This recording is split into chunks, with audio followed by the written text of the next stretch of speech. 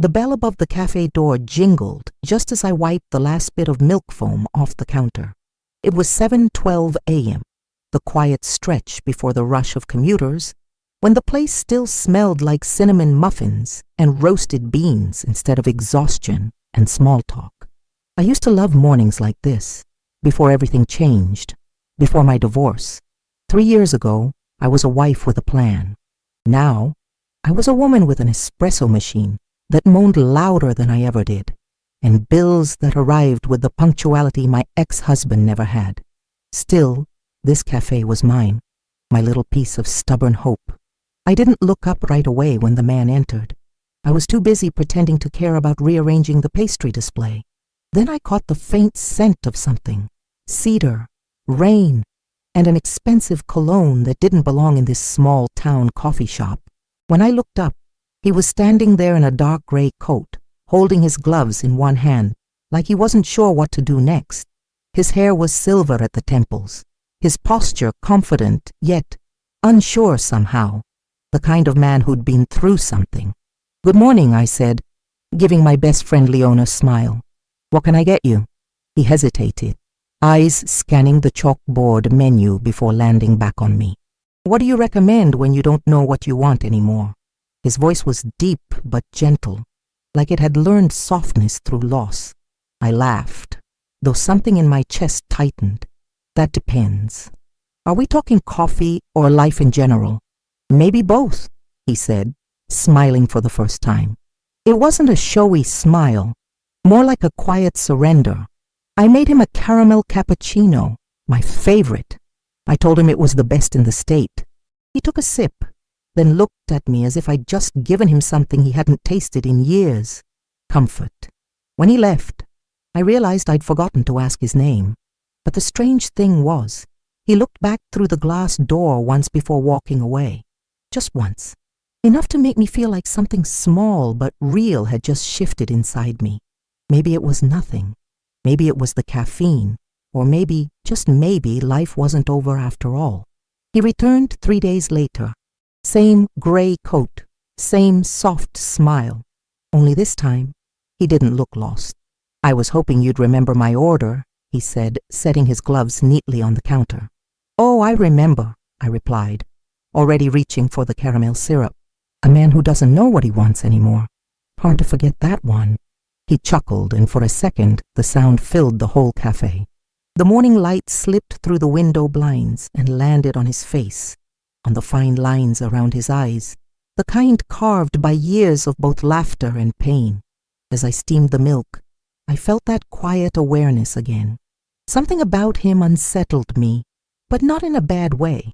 Like my heart recognized him before my head caught up. When I handed him his drink, he said, "You didn't tell me your name last time." "It's Rachel," I said, wiping my hands on my apron. "Owner, barista, and occasional therapist to caffeine-deprived souls." "Daniel," he replied. "Widower, occasional wanderer, and someone who might have just found his favorite cafe." His honesty caught me off guard. People don't usually lead with loss. It felt raw, unpolished, like the truth wasn't something he feared anymore. "I'm sorry," I said softly. He nodded. "You don't have to be. It was 3 years ago. Cancer. I still talk about her sometimes, because pretending she didn't exist feels worse. Something in me ached then, a quiet echo of my own story. My marriage had ended differently, but grief has many forms. Some leave graves, some just leave empty beds. We talked for almost an hour, about nothing and everything, weather, books, what made a good croissant. I forgot I was working until a customer cleared their throat at the counter. When Daniel finally stood to leave, he slid a small card across the counter. His number. Simple, direct. "In case your coffee machine ever needs a strong pair of hands," he said, smiling that quiet smile again.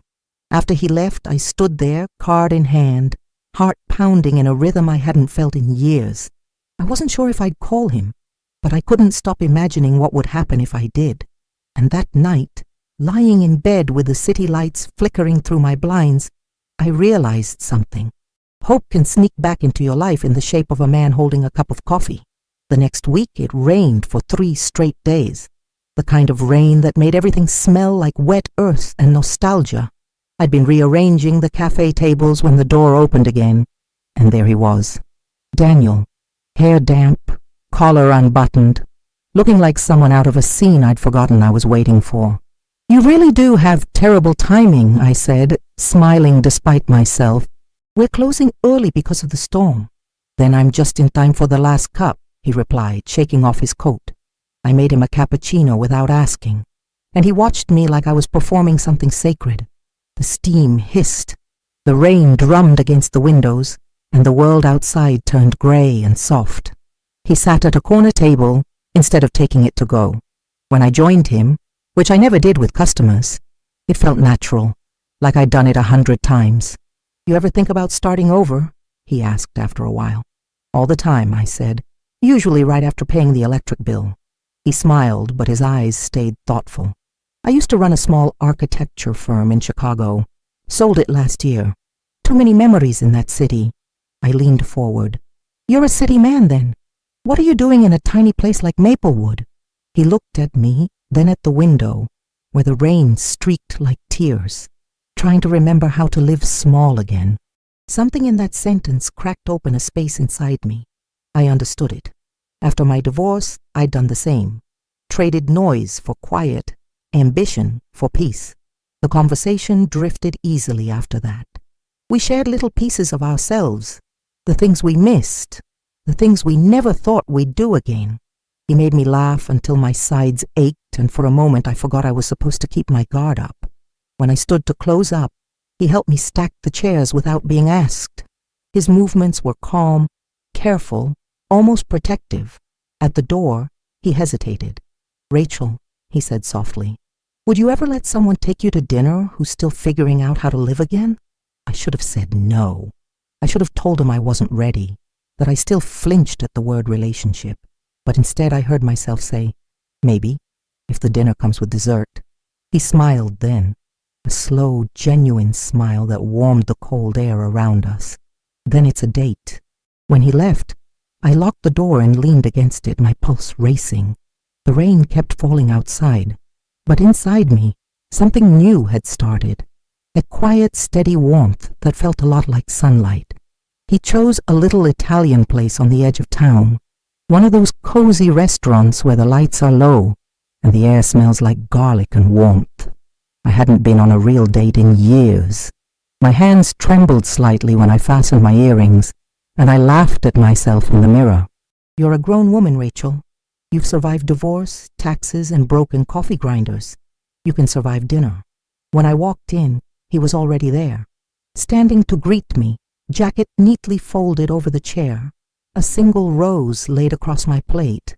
I wasn't sure if that was too much, he said, almost shy. "No," I said, smiling. "It's perfect." We talked like old friends who'd finally found the courage to be honest. Between bites of pasta, he told me about his late wife, Emily, how they met at a university library, how she used to leave notes in his coat pockets. His voice softened when he spoke of her, and instead of jealousy, I felt something else. Admiration. Love like that doesn't disappear. It becomes part of who you are. When he asked about my ex-husband, I hesitated. Then I told the truth. Mark was charming at first. Funny. But over time, I think we just stopped seeing each other. Like two people sharing a house, but not a life. Daniel nodded slowly. Grief and divorce both teach you how to start from empty. We sat in silence for a moment. Not awkward, just honest. Then he reached across the table and brushed his fingers against mine. "I don't want to fill what's gone," he said quietly. "I just want to build something new." His touch was steady, warm. For the first time in years, I didn't feel like someone trying to fix herself. I felt seen. When we left the restaurant, the night air was cool and smelled faintly of rain. He walked me to my car, hands in his pockets, and when I turned to thank him, he looked at me the way a man looks when he's memorizing a moment. "Rachel," he said softly, "you make it easy to believe in second chances." I smiled, heart pounding. "That's funny. You make it hard not to." He didn't kiss me. Not yet. But when he gently touched my shoulder before stepping back, it felt like a promise. one that made me shiver all the way home. That night, lying in bed, I caught myself smiling into the dark. My café, my little corner of the world, suddenly didn't feel so small anymore, because for the first time in a long time, I wasn't alone in it. For a few weeks, life felt easy again. Daniel stopped by the café every morning, sometimes just for coffee, sometimes to linger and talk while I refilled sugar jars. The regulars started teasing me. "Your mystery man's back," they'd whisper, and I'd just roll my eyes, though my heart always gave me away. It wasn't love yet, but it was hope with a heartbeat. Then one Friday afternoon, he didn't show up. By evening, I told myself not to care. By Saturday morning, I'd brewed 3 pots of coffee just to have something to do. When the bell above the door finally jingled, I looked up expecting him, but it was a courier holding a letter. "Delivery for Rachel Miller," he said. I wiped my hands and took the envelope. Inside was a note, written in Daniel's careful handwriting. "I'm sorry for disappearing. Something came up in Chicago. Part of the past I can't ignore. I didn't want to drag you into it until I understand what it means. I'll be back soon, I promise. Daniel." The rest of the day passed in a fog. Customers came and went, but I barely heard them. My chest ached in that old familiar way, the one that whispered, "See? You let yourself hope again, and look where it got you." That night, I locked the café early and sat in the dark, listening to the hum of the refrigerator. The place felt emptier than usual. Maybe because for the first time, I'd let someone in far enough to notice their absence. 3 days later, he returned. I saw him through the window before he came inside, standing there in the drizzle, coat damp, eyes tired. When he walked in, I didn't say a word, just crossed my arms and waited. "I should have called," he said softly, "but I needed to see my late wife's parents. They're selling her childhood home, and it stirred up more than I expected." I exhaled slowly. The anger I'd been holding started to fade, replaced by something gentler. "You didn't have to disappear to deal with that," I said. "You could have trusted me." He nodded. "You're right. I'm still learning how to let someone in again." I hesitated, then walked around the counter and stood in front of him. The air smelled of rain and roasted beans like the first day we met. "Daniel, I don't need perfect," I said. "Just honest." For a long moment he just looked at me, really looked, and then he reached for my hand. His fingers were cold, but his grip was steady. "Then that's what I'll give you," he said. The cafe was quiet, except for the soft hum of the espresso machine, and for the first time, I didn't care who saw us, because when he leaned in and kissed me, slow, certain, like he'd finally stopped running from his past, it didn't feel like a beginning or an ending. It felt like home. Spring came early that year, the kind of mornings where sunlight slips through the blinds before your alarm, and everything smells like new beginnings. Business at the cafe was good, better than ever, actually. But what really changed was me. Daniel had become part of my rhythm. Sometimes he'd show up before opening, sleeves rolled up, helping me restock pastries while music played low on the radio. Other days, he'd just sit by the window, reading the newspaper, waiting for me to steal a few minutes to join him. It wasn't the kind of romance that shouts. It was quiet, gentle, built on 1,000 small moments, a shared laugh, a hand brushing mine. The way he looked at me like he'd found something he never thought he'd see again. One Sunday afternoon, as I wiped down the counter, he walked in with a small paper bag and that same steady smile that had become my favorite thing in the world. "Close up early," he said. "We're taking a walk." I laughed. "You're getting bold, Mr. Architect." "Only because I know the boss," he teased. We walked down to the lake where the water shimmered in the sunlight. The air smelled like wildflowers and coffee beans still clinging to my clothes. Daniel stopped near the dock, taking a deep breath. "I used to think," he said quietly, "that after losing Emily, my story was over, that I'd done all the loving I was allowed to do in one lifetime." He turned to me then, eyes warm and unguarded. "But then you walked into mine, and I realized life doesn't end when someone leaves. It changes shape." I felt tears sting my eyes, but they weren't the painful kind. "You didn't walk into my life, Daniel," I whispered. "You sat down in it, ordered coffee, and refused to leave. He laughed, that deep, soft laugh I loved, and pulled something from his pocket, a small key. "This is for you," he said. "It's to the loft upstairs. I've been fixing it up. I thought maybe it could be our place, if you want that." I stared at the key in my palm, heart racing.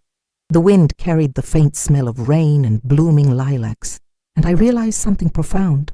This wasn't a second chance at love. It was a new kind of love altogether, one built from everything we'd survived. I looked up at him and smiled. I do want that. When he kissed me, the lake glimmered behind us. The town felt impossibly small, and the world, for the first time in a very long time, felt like it was exactly the right size.